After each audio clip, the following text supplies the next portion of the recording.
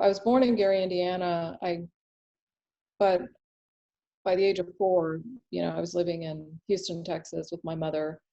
My mother had left my father when I was young.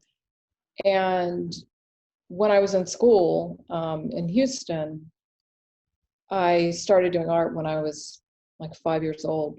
But my mother taught me how to read and write before I went to kindergarten, which really shaped my life in really significant ways. I think it's the reason why I'm an author, was because we had school every day before I could even go to school, apparently.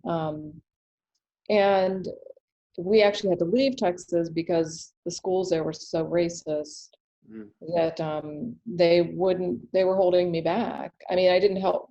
I was in the B-level reading class for my grade, and my mother knew I should be in the A-level reading class, but no Black kids were in the A-level reading class. So she went and challenged the teacher on it, and the teacher broke down and cried and said, please don't, tell, like basically call me out on this, because I guess maybe she was already in trouble with the principal. I don't know. My mother was a very soft-spoken woman, and she made this woman cry. And then before I knew it, we moved to Ohio, Columbus, Ohio, where my grandparents were. And I skipped 2 grades when I moved to Columbus. So it was clear I was not going to get the same education. So that was always really important to my mom. And like I said, I've been an artist all my life.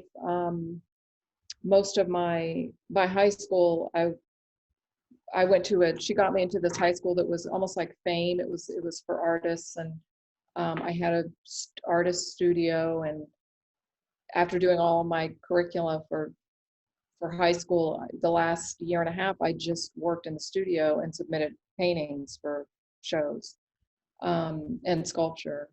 And then my undergraduate degrees in painting and drawing was going to be a medical illustrator.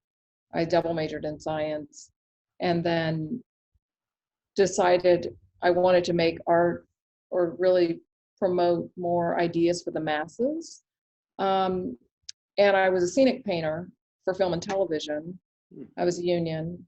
So I did that for a little while after school, after undergrad, but then realized I didn't really want to be creating somebody else's vision. And it was a very toxic job. So I went to grad school and I got my master's degree in visual criticism, which really liberated me from being a painter.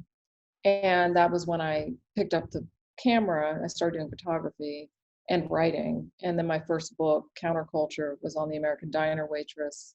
So that's when I really expanded this idea of cultural documentarian work, which has led me to my third book, which is Overground Railroad.